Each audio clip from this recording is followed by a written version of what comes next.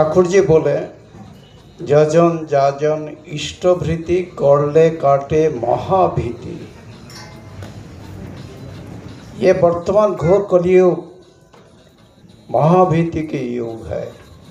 सबसे हमारा बड़ा महाभीति है अनियंत्रित काम, क्रोध, लोभ, अहंकार, और जिसके कारण प्रत्येक संसार में ही अशांति।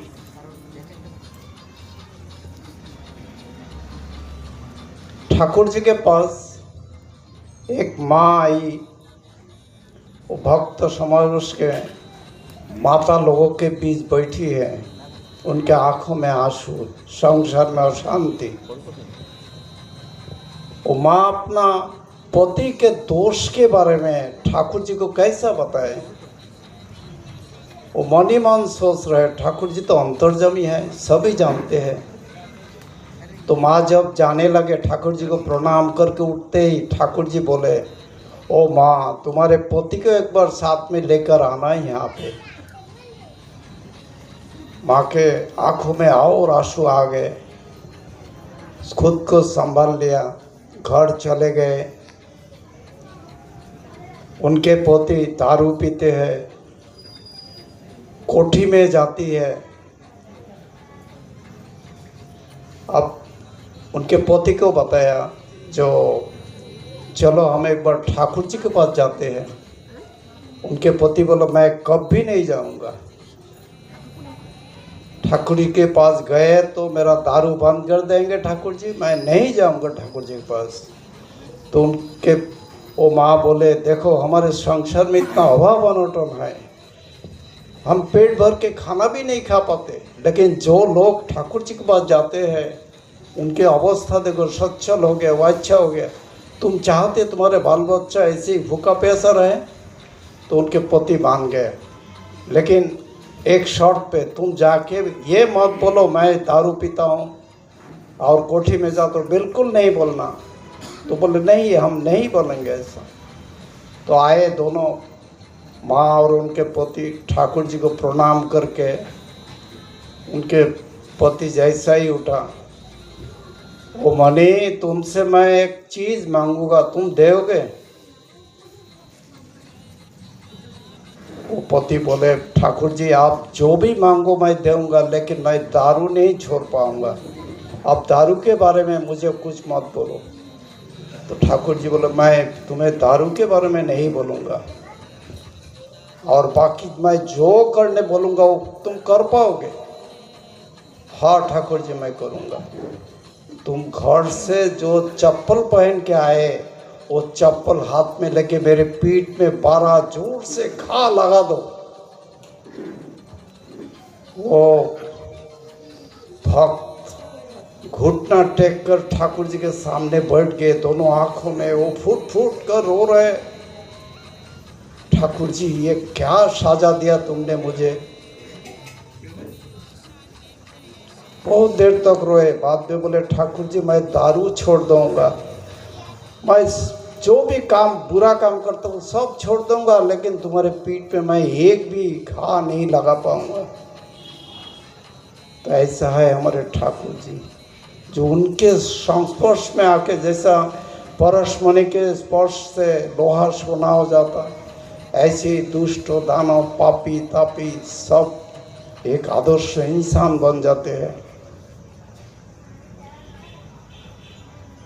ये कलियुग में एक से बढ़कर एक महाभीति, जैसा भूकंप, जलप्लावन, अग्निकांड, आतंक के दशहत, फिर खतरनाक बीमारियां, फिर युद्ध, प्रतिदिन हजारों हजारों लोग मर रहे हैं। या करीबन 20 साल पहले, 20-25 साल पहले भूंज में भूकंप हुआ था, ये अपना गुजरात में सुना होगा, उसमें 15,000 लोग मरे। बिल्डिंग, मतलब लाइन के लाइन बिल्डिंग पूरा धूलिसात हो गया। कॉरपोरेशन के लोग आके वो मलबा निकाल के एक एक करके लाश निकाल रहे, और उसमें एक बुढ़ी माँ को देखा, उनको निकाला तो सभी सोचा ये मर गए होंगे, वह जाके देखो जिंदा है लेकिन बेहोश है। उनके दाहिने हाथ के मुट्ठी बंद है। तो उनको तो हॉस्पिटल लेके गया, डॉक्टर सलाइन लगाया, 1 घंटे के बाद उनको होश आए, अभी भी मुट्ठी बंद है। डॉक्टर पूछ रहे, माँ तुम्हारे मुट्ठी में क्या है? तो माँ बोले, मैं सुबह उठ के ध्यान किया 10 मिनट, उसके बाद में अर्घ्य लेके ठाकुर जी को इष्टविधि निवेदन किया, 1 बार मंत्र पाठ किया, दूसरा बार जैसा मंत्र पाठ किया, तैसे ही पूरा क्या हुआ मुझे भी पता नहीं, एकदम धड़ धड़ गिरा, मुझे पता नहीं क्या हुआ। और ये इष्टवृत्ति के कारण मैं आज जिंदा हूँ। तो आप सोचो ठाकुर जी ने जो ये दिया है विधान, कितना अमोघ विधान, निष्ठा के साथ जजन जाजन इष्टवृत्ति पालन करने से हमारे सब आपद विपद सब कुछ हम अतिक्रम कर सकते हैं। ठाकुर जी बोले, तुम सदगुरु के शरणापन्न हो, सतना मनन करो और सत्संग के आश्रय लो। क्या होगा? उन्नति होगा, हमारे शारीरिक मानसिक आध्यात्मिक सब उन्नति होगा। क्या होता है एक्चुअली, जब हम नाम ध्यान करते हैं, प्रतिदिन अति प्रत्युष के नाम ध्यान करते हैं, निष्ठा के साथ इष्टवृत्ति करते हैं, जाजन करते हैं, तब ठाकुर जी हमारे दिमाग में सद्बुद्धि सद्भाव और सद्गुण देते हैं। और ये सद्बुद्धि सद्भावना और सद्ज्ञान से हम काम क्रोध लोभ अहंकार को नियंत्रण में रखते हैं और हम धीरे धीरे बन जाते हैं एक आदर्श इंसान। अभी तभी संसार में आता है सुख शांति और आनंद।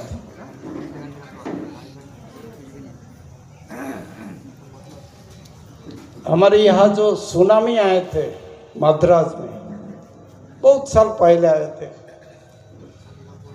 तो सुनामी के बाद समुद्र जो लहर आ रहे, एक के बाद एक लहर, एकदम से अचानक लहर बढ़ रहे, तो समुद्र के पार में डबल स्टोरी बिल्डिंग, उसमें हमारे एक गुरु भाई रहते हैं, बहुत ही निष्ठावान गुरु भाई।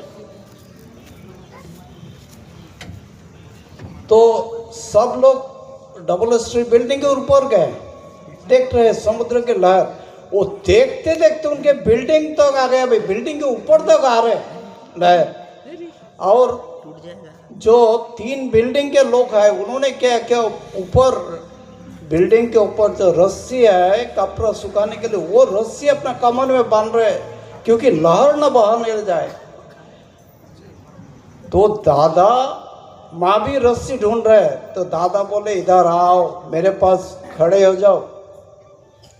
दादा के गोद में 4 साल के लड़की और माँ के गोद में 2 साल के बेटा।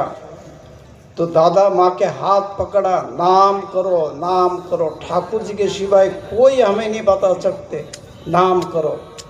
लहर आ रहे, एक एक लहर आ रहे, उनके ऊपर से जा रहे, एक एक लहर आ रहे, उनके ऊपर से जा रहे। फिर ऐसी सांस लेते, लहर आ रहा है, लहर जैसे ही चले जाते सांस लेते, ऐसी करके करीबन 5 मिनट तक चले और वो नाम करते।